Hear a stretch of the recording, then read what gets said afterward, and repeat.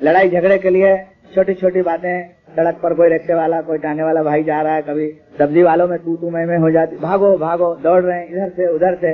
अब न आगा समझ रहे न पीछा समझ रहे क्या हुआ, अफ्वाहबाजी हुई, जाके देखा कुछ का कुछ हो गया, कई आदमी मर गए, कई मकान फूंक दिए। भाई चीजें तो हिंदुस्तान की थी, आदमी भी मारा गया तो हिंदुस्तान का मारा गया।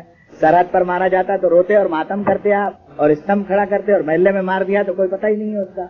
मकान अगर कोई बाहर का चाइना और पाकिस्तान का जलाता तो बराबर मुकाबला करते, अपना ही मकान अगर अपने हाथ से जला दिया तो क्या कमाल की बात, कोई कमाल की बात नहीं, तो नुकसान की बात। तो मैं अर्ज ये कर रहा था कि हम मानव जीवन के अंदर मोहब्बत का वातावरण पैदा करेंगे। जरा अगर कोई बात हो जाती और होती रहती, बड़े बड़े शहर हैं हिंदुस्तान में, खासतौर पर नागपुर की बड़ी अहमियत है, कहते हैं पता नहीं 15-20 लाख आदमी से क्या कम होंगे, तो अब इसमें कुछ न कुछ तो होते ही रहता। बात का बतंगड़ बनाने लगे तो बहुत कुछ हो जाता। मुझे उस पर एक संत की बात आई, इसलिए कि संत जो हुए हमारे यहाँ हिंदुस्तान में, उनकी वाणी में मिठास बहुत रही और इखलास रहा, और उनकी नीयत साफ थी। तो हमारे गैर मुस्लिम भाइयों ने भी, हिंदू दोस्तों ने भी, दूसरे धर्म के दोस्तों ने भी उनकी कदर की। मैं साफ साफ कहता हूँ कि हिंदुओं ने मुसलमान बादशाहों से कभी मोहब्बत नहीं की, इसलिए कि हाथ में हंटर रखते थे वो, और लेकिन मुसलमान संतों से उसने मोहब्बत की, इसलिए वो गले लगाते थे। अगर आज भी हम एक दूसरे को गले लगाने की आदत डालें, गले में हाथ डालने की आदत निकाल दें आप, तो सीने से लगाने की बात करें तो इंसानियत जो है उसके अंदर जोड़ पैदा किया जा सकता है। तो कहते हैं कि एक आदमी कोने में बैठे अल्लाह अल्लाह कर रहा था, तो शैतान गया उसके पास। शैतान ने जाके भी सलाम किया, उसने कहा मौलाना सलाम वालेकुम।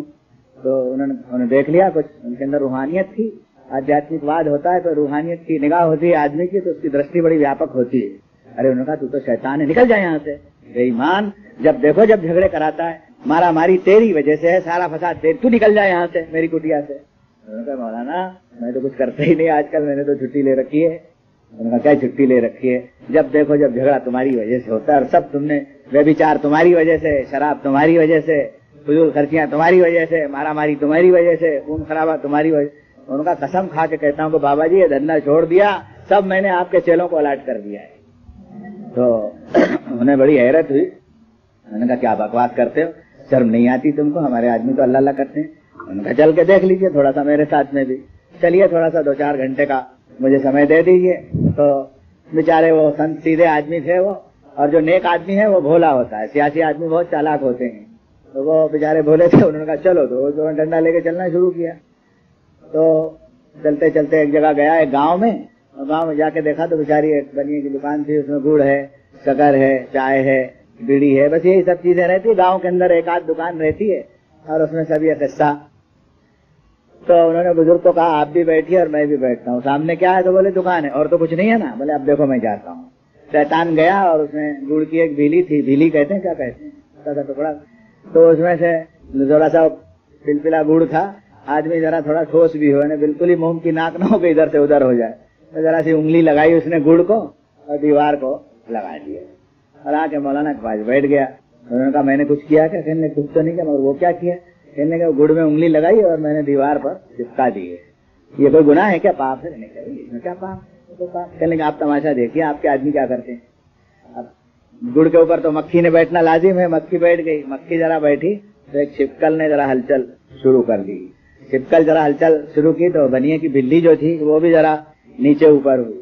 उसमें एक चूहा जो था इधर उधर हुआ तो वो उस पर झपटी।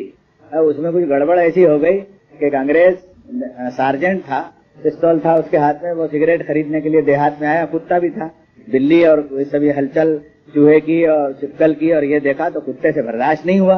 वो लपका उसकी बनिए की दुकान को। बनिए ने देखा कि दुकानदारी खराब है, उसने 2 सेरी उठाई, इतने जोर से कुत्ते को मारी, कुत्ता मर गया। जैसे कुत्ता मरा अंग्रेज को गुस्सा आया, उसने गोली मार दी बनिए को गोली मार दी। गांव वाले गुस्सा हो गए, चारों तरफ से अंग्रेज को घेर लिया और माचिस लगा के अंगार लगाया। थोड़ी देर में बरतानिया की मिलिट्री आई, पूरे गांव के गांव फूंक दिए। अब शैतान ने कहा कि मौलाना मैंने कुछ किया क्या, बताइए क्या किया मैंने, जरा बताइए ईमानदारी से कि मैंने क्या किया। सारे आदमी तो आप ही का काम करते हैं, मैंने तो गुड़ की उंगली लगा दी थी। तो ऐसे मौके पर थोड़ा सा समझदारी से काम करना चाहिए, और नागपुर वाले बहुत समझदार हैं। मैं नागपुर वालों को मुबारकबाद देता हूँ कि मुझे तो बड़ी उम्मीद है, इसलिए कि मैं हर जगह जाता हूँ तो मुझे प्यार और मोहब्बत ही मिलता है, इसलिए मैं तो उसमें अंधा हूँ, मेरी आंखें बंद है, बुराई को देखता नहीं, मैं भली बात आपके अंदर देखता हूँ। उस पर मुझे ये बात याद आई तो वो बेचारे मौलाना भी थक गए और शैतान से कहा भाई तू तो मेरा भी चचा मियाँ निकला, अब मैं क्या बताऊँ तेरे को, अब तू तूने एक तरकीब कर ली। तो इस तरह कोई तरकीब करे तो जरा आदमी फंसे नहीं उसके अंदर।